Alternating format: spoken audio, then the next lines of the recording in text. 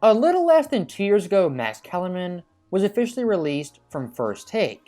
And in the post-Max First Take era, for really the last 2 years, Stephen A. Smith has had a revolving door of different panelists, from Michael Irvin and Ryan Clark to Kendrick Perkins and Jay Williams, among others. Now look, First Take in the post-Max era still had success. They were still king and the #1 sports talk show on any television. But in the last few weeks, getting Shannon Sharpe, formerly of Undisputed, First Take's ratings have shot to the moon. And that's why I find it pretty odd, with First Take being so successful, being revamped. Now all of a sudden Stephen A. Smith is coming out of the woodworks, bashing Max Kellerman yet again. And look, I'm no Max Kellerman defender, Max Kellerman stan. He was fine on First Take. But in the simplest terms of being professional, you don't go around like Stephen A. Smith bashing your former partner who you work with 5 days a week for roughly 10 months every single year. Now, going a little more in depth with it, here's Stephen A. Smith in his own words talking about Max Kellerman, the breakup, and what ended the era of First Take from 2016 to 2021. People that say they saw the tension between you and Max developing on air before his departure from the show. Did you hear any of that? I heard some of it. I would take full responsibility for that. That's totally my fault. Okay. And the reason why it was my fault, because I didn't like working with him, man. It's just that damn simple. I didn't like it. I thought the show was stale. I thought that we had flatlined when it came to the public at large. And I'm trying to win. I mean, I didn't want to go from #1 to #2 when Skip left. That's not what I wasn't having that. That shit was not going to happen. Did anything in the numbers say that you might have been headed that way? No.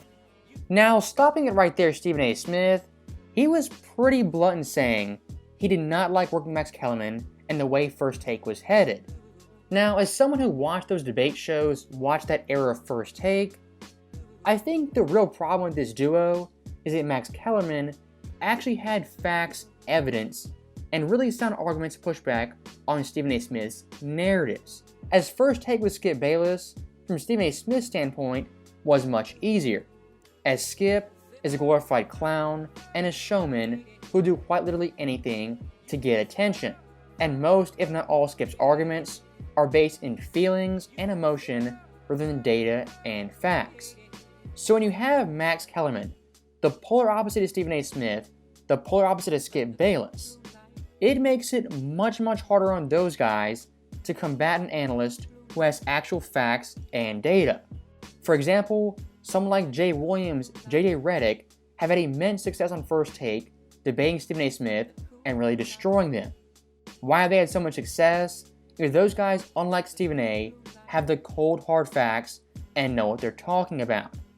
And I think Stephen A. right here, a little bit, is kind of bending the truth, talking about Undisputed, and them being a quote-unquote threat to First Take.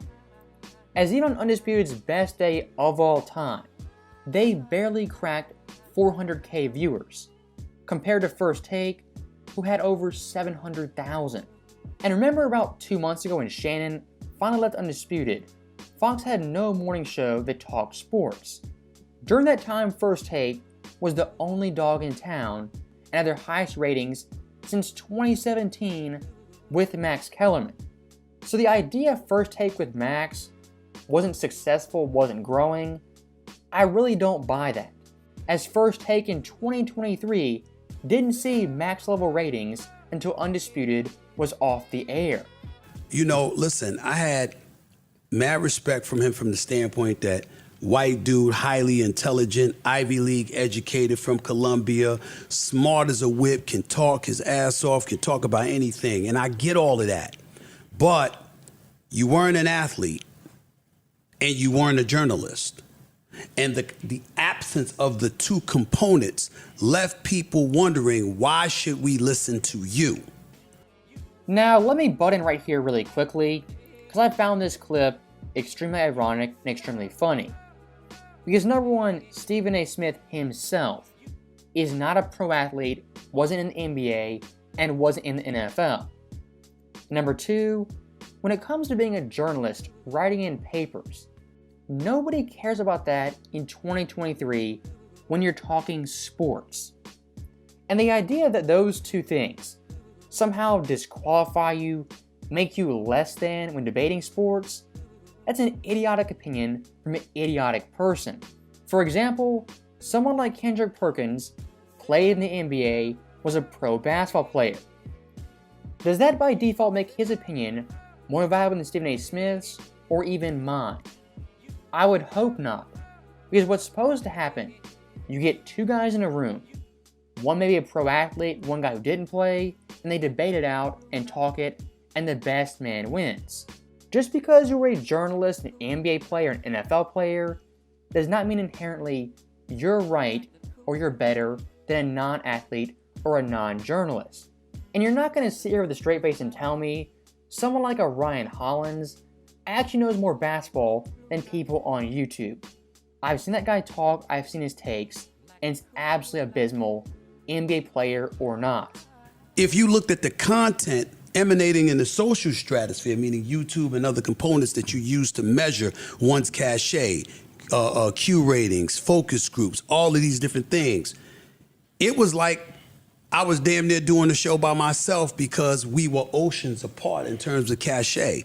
Well, how are you oceans apart from me if you sitting right across from me 5 days a week for the whole 2 hours?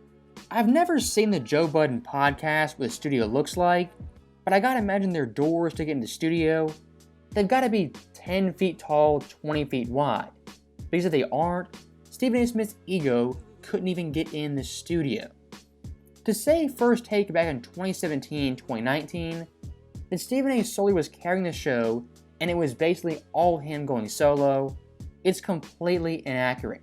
As again, in the post-Max era, before Shannon Sharpe, First Take's ratings then actually became stale and started to plateau. I was like, look, this is what it is. And we had a number of conversations, one-on-one, many, many times. I know this audience. I know what they're looking for. I know what they need, et cetera, et cetera. At some point, you're going to do what you need to do or you don't.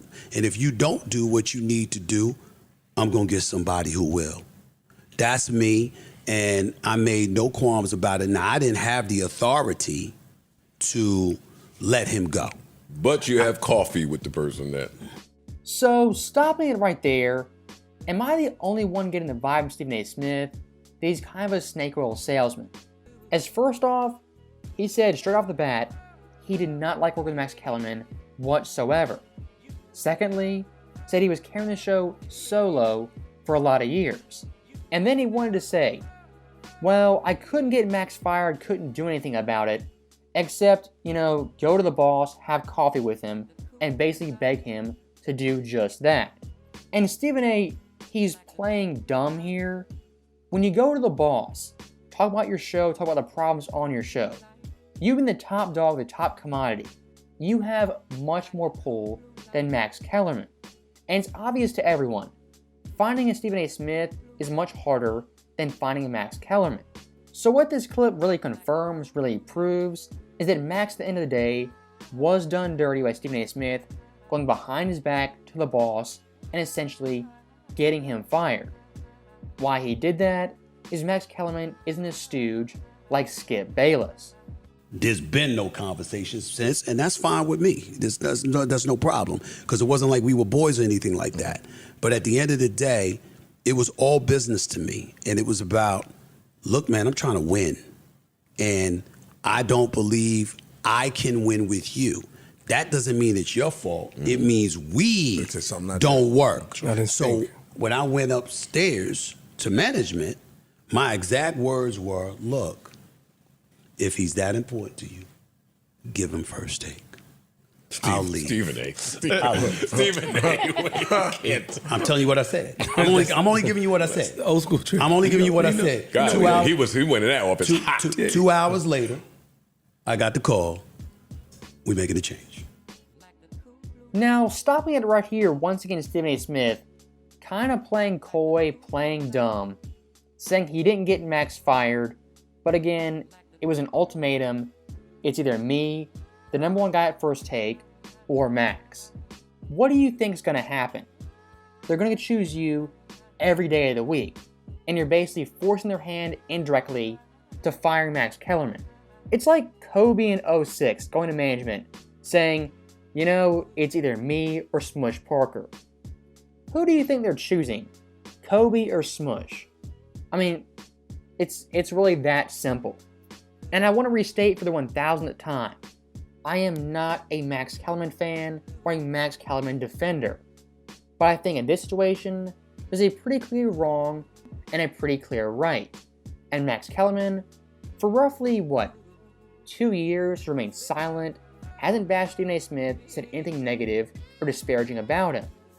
Compared to Stephen A., who goes on really any podcast talking down on Max, discrediting him, and really confirming what we all knew. So that right there is the end of the video. As always, thank you guys for watching, hope you enjoyed it. I'll see you next time.